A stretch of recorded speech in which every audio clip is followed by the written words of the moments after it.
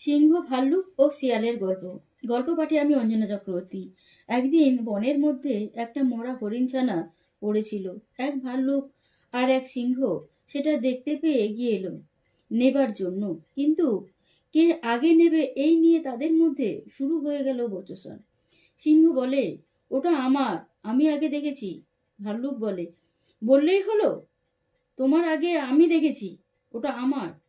দুই চার কথায় পরে লেগেই গেল হাতাহাতি, লড়াই, আঁচড়ে কামড়ে গায়ের শক্তিতে কেউ কম যায় না। রক্তাক্ত হতে লাগলো দুজনেই।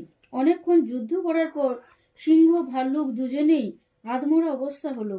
সজা হয়ে দাঁড়িয়ে থাকবার ক্ষমতাও রইল না।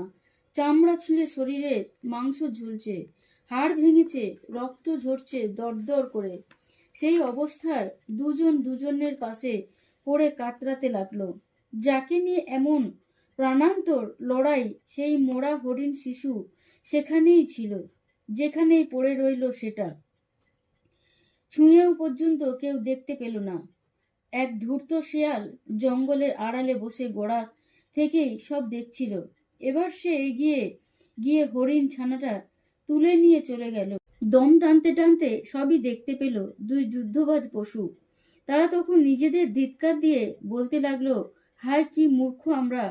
এই ধূর্ত শিয়ালের খাবার জোগাবার জন্য নিজেরা বিবাদ করে মরতে বসলাম।